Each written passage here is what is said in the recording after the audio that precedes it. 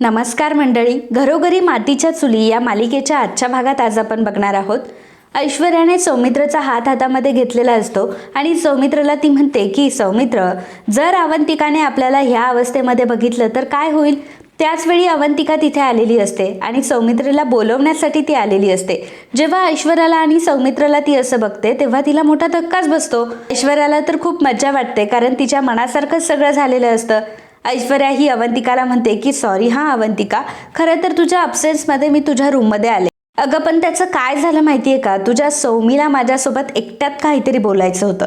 अगं म्हणूनच मी इथे आले आणि तसंही तुमच्या बेडरूममध्ये येण्यात मला काही इंटरेस्ट नाहीये.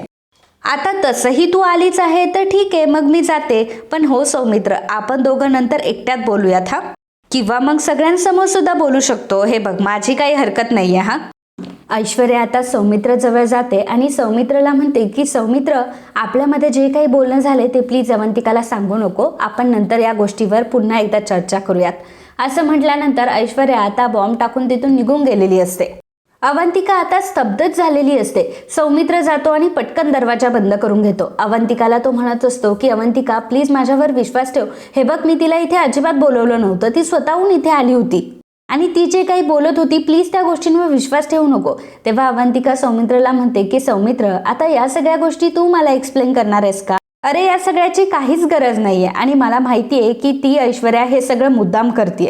ती हे सर्व आपल्याला त्रास देण्यासाठी करते कारण आपण चॅलेंज घेतले ना तिच्या विरोधात पुरावे गोळा करण्याचं. पण आता मात्र आपण अजिबात टेन्शन घ्यायचं नाही. आपण मात्र या घराला आणि आपल्या नात्याला कायम जपून ठेवायचं. बरं ऐक, तुला नानांनी खाली बोलवलंय त्यांच्या रूममध्ये, तू जा बरं लवकर. सौमित्र म्हणतो की का बोलवलंय? तेव्हा अवंतिका म्हणते की का बोलवलंय हे मला माहित नाही, पण तू जा लवकर. सौमित्र आता तिथून निघून जातो. मित्रांनो, जर अजूनही तुम्ही आपल्या चॅनलला सबस्क्राईब केलं नसेल तर प्लीज चॅनलला लगेच सबस्क्राईब करा आणि बेल आयकॉनवरही क्लिक करा, म्हणजे जेव्हा कधी आम्ही व्हिडिओ अपलोड करू तेव्हा तुम्हाला आमचे व्हिडिओचे नोटिफिकेशन लगेचच मिळतील. आणि हा व्हिडिओ शेवटपर्यंत बघायला अजिबात विसरू नका कारण मालिकेच्या शेवटी तुम्हाला एक मोठा ट्विस्ट कळणार आहे. तर इकडे तो शिपाई आता रेगे सरांना सांगत असतो की सर, तुम्हाला कोणीतरी भेटायला आलंय. तेव्हा रेगे सर म्हणतात की आता मला खूप सारी कामं आहेत, प्लीज त्यांना उद्या भेटायला बोल. तेव्हा शिपाई दादा म्हणतात की अहो, त्या जानकीताई रणदिवे आहेत आणि काहीतरी महत्वाच्या कामासाठी त्या इथे आल्यात. त्या आपल्या इथे काहीतरी नोकरी मागायला आल्या. तेव्हा रेगे सर म्हणतात की जानकी रणदिवे आणि आपल्या इथे नोकरी मागायला आल्यात. रेगे सर म्हणतात की बरं एक काम कर, त्यांना 5 मिनिट बसायला सांग, मी आलोच. शिपाई दादा आता तिथून निघून गेल्यानंतर रेगे सर लगेचच आता ऐश्वर्याला कॉल करतात. रेगेंनी ऐश्वर्याला कॉल लावलेला असतो. तेव्हा ऐश्वर्या म्हणते की बोला रेगे, काय म्हणताय? तेव्हा रेगे म्हणतात की ऐश्वर्या मॅडम, अहो जानकी रणदिवे आमच्याकडे नोकरी मागायला आल्यात. ऐश्वर्या म्हणते की काय, जानकी आणि नोकरी? तेव्हा रेगे म्हणतात की हो, त्या नोकरी मागायला आलाय, पण तुम्ही काळजी करू नका. हे बघा, ऋषिकेश यांना मी तशीही नोकरी दिली नव्हती आणि जानकी यांना पण नाही देणार. ऐश्वर्या म्हणते की नाही, नोकरी द्या त्यांना, नोकरी द्या, पण मी जी तुम्हाला नोकरी सांगते ना तीच त्यांना नोकरी द्या. मग ऐश्वर्या आता जानकीला नक्की काय नोकरी द्यायची हे आता रेगेंना समजावून सांगते. रेगे म्हणतात की ठीक आहे मॅडम, तुम्ही म्हणताय तसंच सगळं होईल. ऐश्वर्या म्हणते की जानकी, जेव्हा तू घरामध्ये होतीस तेव्हा तू माझ्याकडनं खूप कामं करून घेतलीस ना, आता मी तुला काय काय कामं करायला लावते ते बघच. जानकी आता रेगे सरांच्या केबिनमध्ये येते आणि म्हणते की सर, मी जानकी रणदिवे. तेव्हा रेगे सर म्हणतात की हो जानकी मॅडम, तुम्हाला कोण नाही ओळखत, आणि बसा. खरं तर रणदिवे कुटुंब म्हणजे गावची शान आहे. बरं मला सांगा की काय मदत करू तुम्हाला? तेव्हा जानकी म्हणते खरं तर मी एका नोकरीसाठी इथे आली आहे. रेगे म्हणतात की नोकरी, आणि तुम्ही करणार? जानकी म्हणते की हो, मला इथे कळलं की एका अकाउंटंटची पोस्ट खाली आहे म्हणून, आणि त्याचसाठी मी इथे आली आहे. सर, मी MBA गोल्ड मेडलिस्ट आहे. माझे सर्व सर्टिफिकेट्स आणि माझा CV सुद्धा यामध्ये आहे, प्लीज तुम्ही एकदा चेक करा. रेगे जानकीला म्हणतात की हे बघण्याची काहीच गरज नाहीये. खरं तर मी तुम्हाला हा जॉब नाही देऊ शकत कारण अकाउंटंटची पोस्ट सकाळीच भरली आहे आणि आता आमच्या कंपनीमध्ये दुसरा कुठलाही जॉब नाहीये. तेव्हा जानकी म्हणते सर, दुसरं कुठलं काही काम असेल तर मला सांगा, मी करायला तयार आहे. रेगे म्हणतात की नाही हो, परंतु सगळ्या पोस्ट आमच्या फुल आहेत, दुसरं काही काम नाही आमच्याकडे. जानकी म्हणते की अहो पण बघा ना, दुसरं कुठलं काही काम असेल, म्हणजे फाईल काढायचं असेल, फाईल लावायच्या असतील, मी कुठलंही काम करू शकते. रेगे म्हणतात की नाही, त्या कामासाठी आहे माणसं माझ्याकडे, सॉरी, मी तुम्हाला नोकरी नाही देऊ शकत. जानकी आता तिथून निघून जात असते. तेव्हा रेगे म्हणतात की हो, पण एक काम आहे आमच्याकडे. जानकी म्हणते की सर प्लीज सांगा ना काय काम आहे, मी काही काम करायला तयार आहे. रेगे म्हणतात की हो काम आहे माझ्याकडे, परंतु ते काम तुमच्यासाठी योग्य नाहीये. जानकी म्हणते की नाही सर, असं काही नाहीये, कुठलंही काम छोटं किंवा मोठं नसतं, मी कुठलंही काम करायला तयार आहे. रेगे म्हणतात कळलं की मी तुम्हाला एवढं खालचं काम दिलंय तेव्हा तर ते मला जिवंतच नाही सोडणार. तेव्हा जानकी म्हणते की नाही नाही, असं काही होणार नाही, तुम्ही त्या गोष्टीची अजिबात काळजी करू नका, हे काम मी जबाबदारीने करेल. रेगे म्हणतात की बघा हा, तुम्ही मला शब्द देताय या सगळ्यातून. जानकी म्हणते की हो सर, तुम्ही काही काळजी करू नका, मी हे काम व्यवस्थित करेल. रेगे म्हणतात की बरं एक काम करा, तुम्ही बाहेर थांबा, मी तुम्हाला कळवतो. जानकी आता तिथून निघून जाते तर रेगे आता त्या शिपाईला पुन्हा आतमध्ये बोलावतात.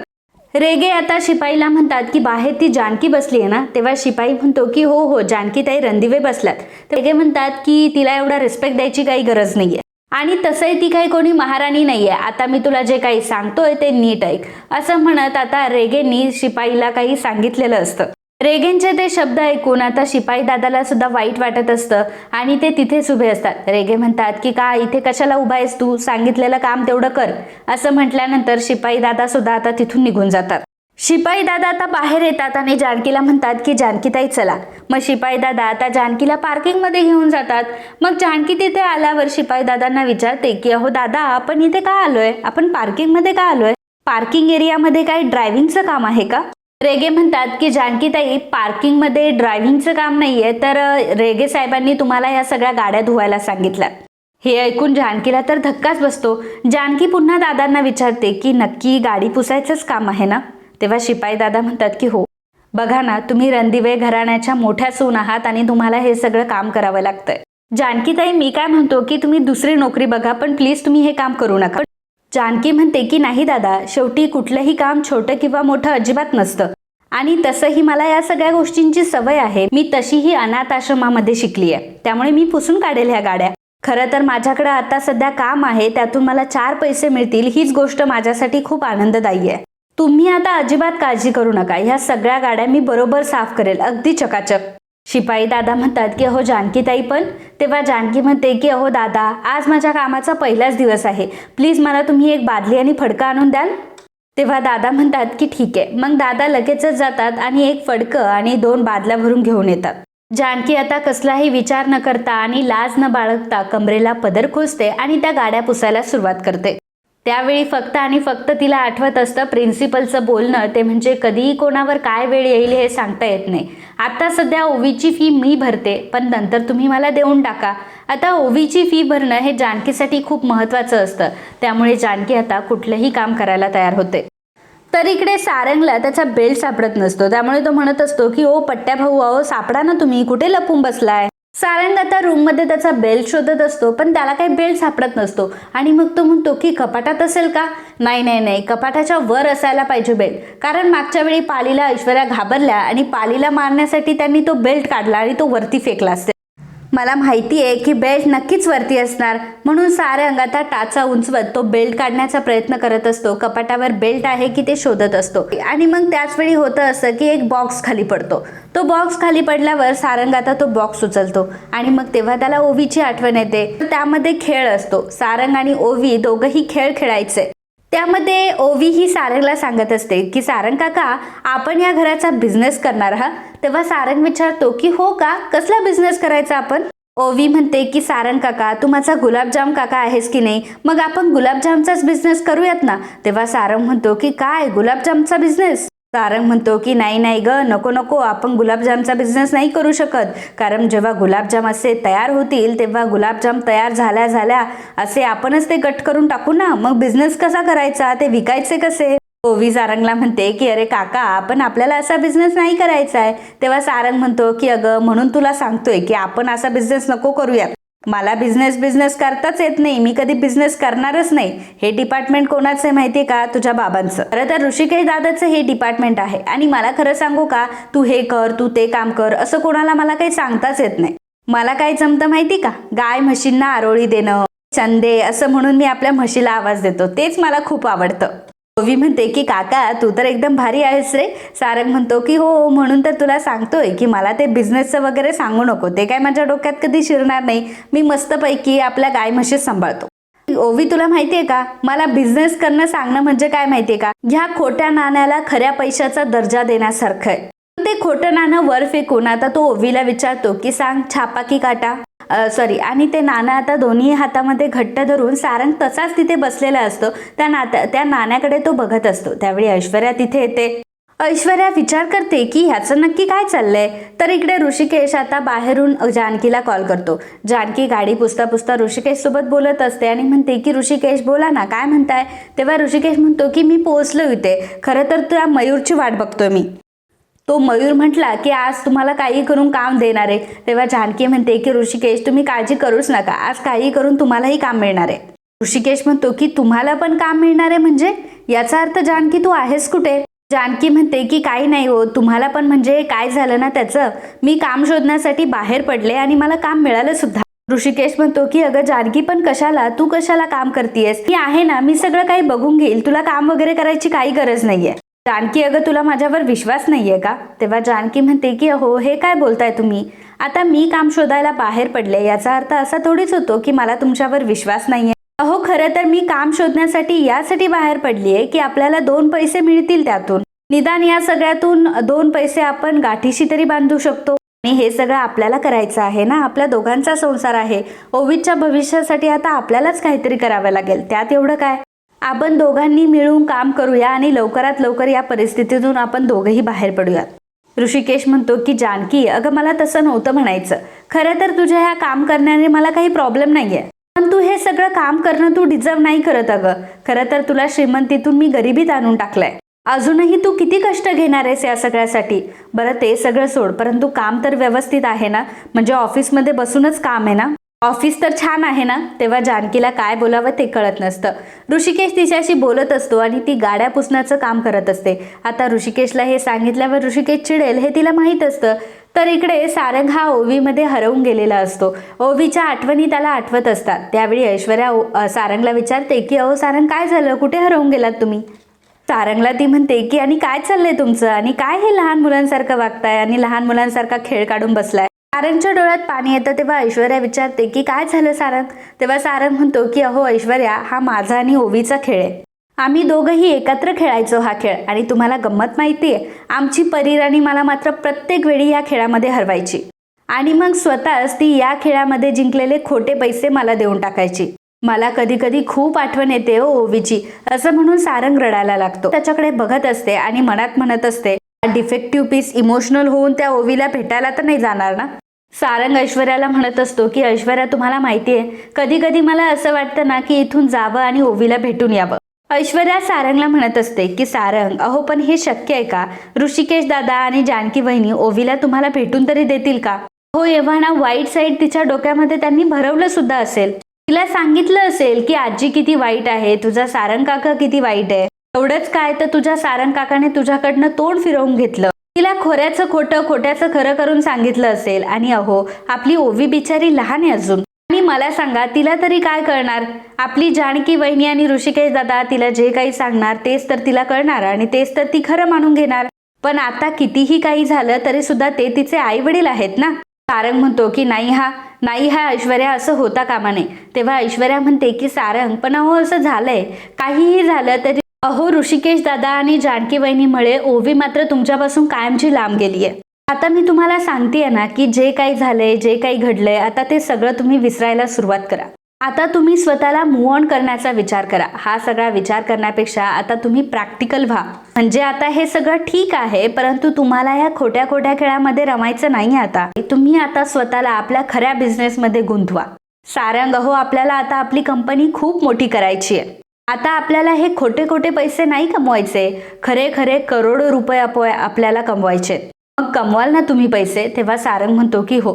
ऐश्वर्या त्याला म्हणते की मग आता जुन्या आठवणींमध्ये नाही ना रमणार तुम्ही. तेव्हा मग सारंग डोळे पुसतो आणि ऐश्वर्याला म्हणतो की नाही रमणार मी.